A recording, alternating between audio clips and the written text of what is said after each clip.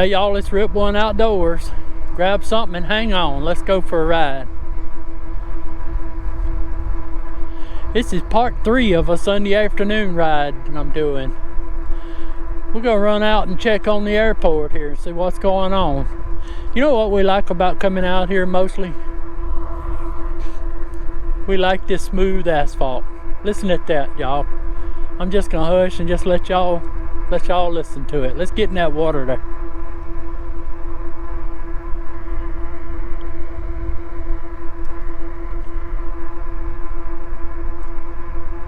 Ain't that nice? We got a cruising speed of 17.9 mile per hour going.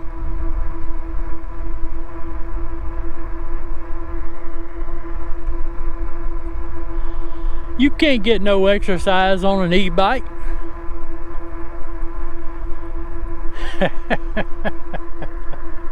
That's what we hear, don't they? And then the next, what's the next thing? Come on, y'all tell me. Ain't that cheating?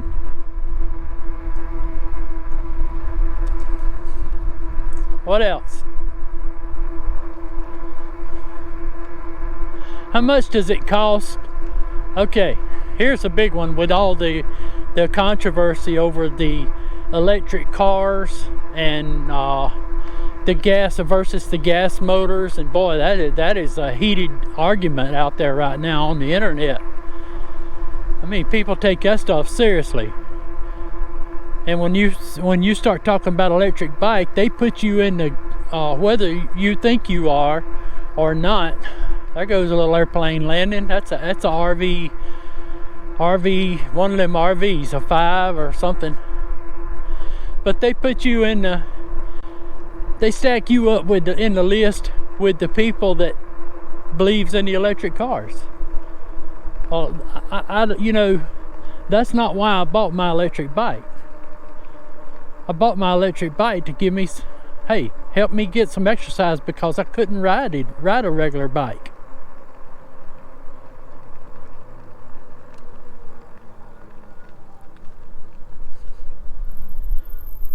Beautiful, beautiful day out at the airport.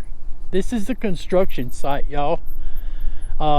We passed the dirt pit up there, and y'all seen videos where I rode through the dirt pit. This is where they've been hauling a lot of this dirt.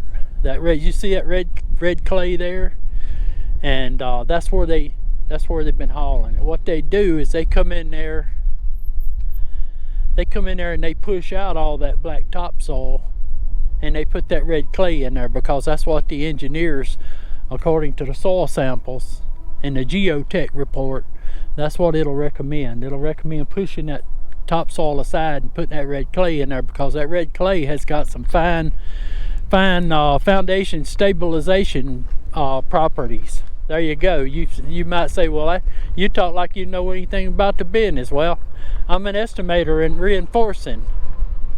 That's why I know, because I see these drawings every day for a living. So that's going to be a big building they building right there, y'all. That thing's going to stretch out there for a while. I don't know what that is. I guess we'll keep coming back and we'll check it out and see.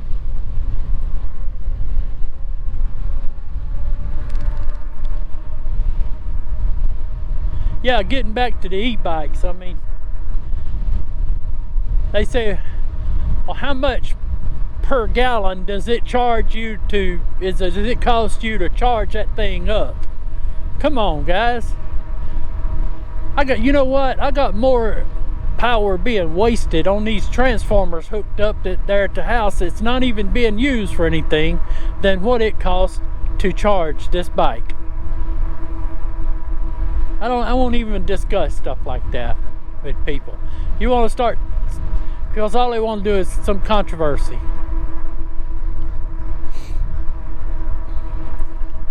I won't get into with y'all about how I feel about the electric cars and all that. Hey, if you give me, if you make them where I could afford them, I may buy me one. I don't know. But this electric bicycle here don't have anything to do with that. This electric bicycle, for me, it helps me. It helps me because, like I said, I couldn't ride a regular bike. I couldn't ride a regular bike down to the end of the road. If I did ride it down the end of the road, I couldn't get back up at Cooter Ridge Hill. There you go.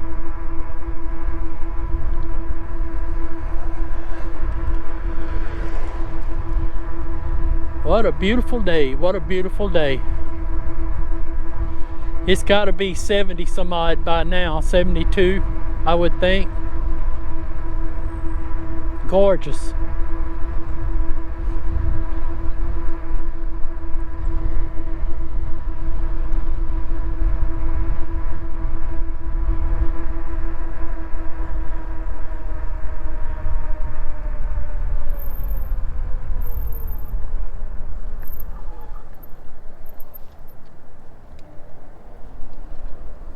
I got to check my hydraulic brakes. I've had a chance to ride it a few times now, and again, shout out to Bruce Hicks, the RV enthusiast, who give me some guidelines on how to put them on, and hey, I'll put them on in a heartbeat from here on out.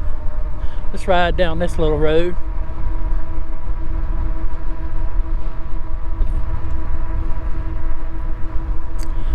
So I think when I get back home, or maybe tomorrow, I'll get my bike out there on the patio, and I'm gonna check them, make sure everything's lined up good.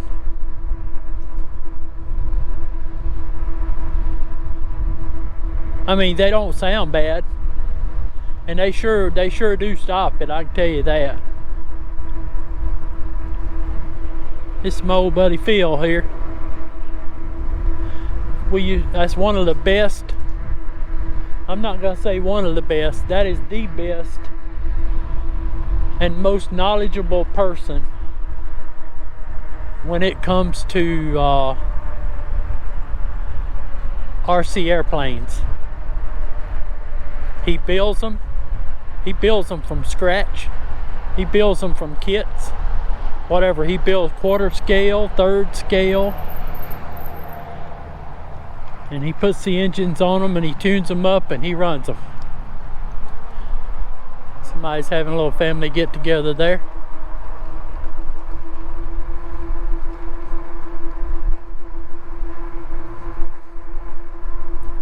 But yeah, old Phil, he's good.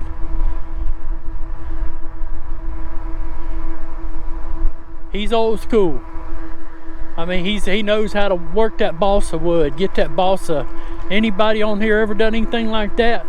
He gets that balsa wood and he works it down, and he sands it, and he glues it, and he puts all the controls in it, the control arms. He knows what he's doing.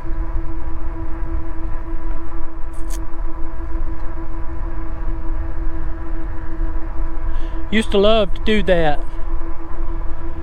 Me and my brothers did that. We tried it. I mean, we did it. I still got planes there at the house. But we did a lot of crashing whenever we was trying to get started. We'd crash them, tear them all to pieces, come back to the house and order parts and have them rebuilt. By the time you go back next week, you got it rebuilt, and you'll send it up and crash it again. We used to order propellers by the bags. A sack full of propellers. My buddy I worked with, Reggie, he told me, he said, instead of the Wright brothers, y'all the Wrong brothers. Yep, you're right, Reg. We the Wrong brothers. I got a picture of the Wrong brothers right here, and I'll put that for y'all to see. That's me, my brother Mickey, oldest brother. Joey's older than me, and then Donald. Donald's the youngest one. He was the baby till my little sister come along. She's the wrong sister. So yeah, we enjoyed flying the RC planes. that's why today that I still fly the drones. And I was telling Bruce Hicks, I said, my drones aren't some of these that kind of fly themselves. You have to fly these things from the minute it comes off the ground. You got to fly it, and you have to fly it until you land it, or it crashes, whatever comes first. But I still enjoy this day flying the drones.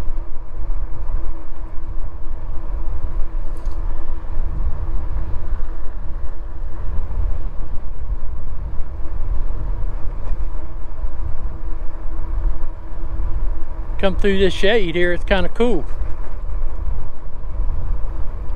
I wore this old flannel shirt right here. Didn't really need it, but for times like this, it feels pretty good.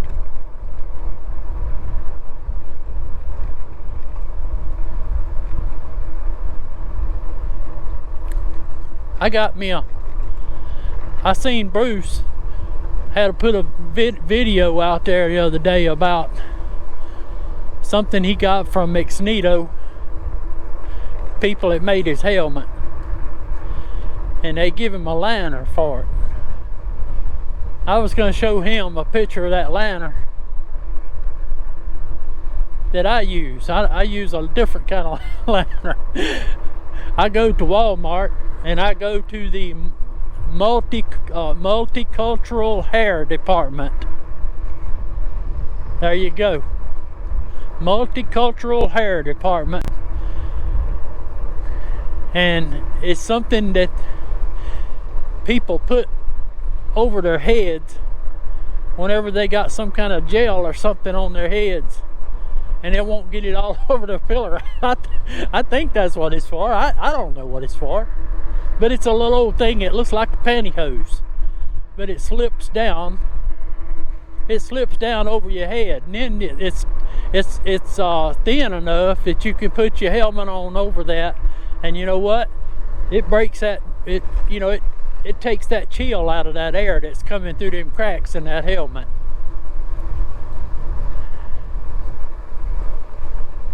Y'all know what I'm talking about.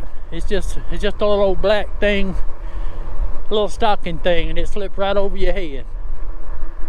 But somebody y'all probably say I wouldn't be caught dead with something like that on, but hey, that's my answer to Bruce Hicks's helmet liner. Maybe I'll get it out there when I get back. I'll take a picture of it and I'll put it here on this screen here, and you can see it. We hope y'all enjoyed the ride. We're gonna ease on back towards Cooter Ridge there.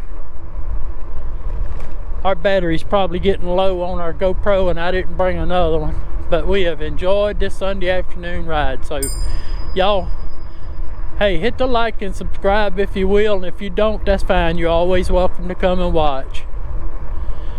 If you have any problems, any questions, shoot us an email. There's the email right there. rip1outdoors@gmail.com, and we'll catch y'all on the flip-flop.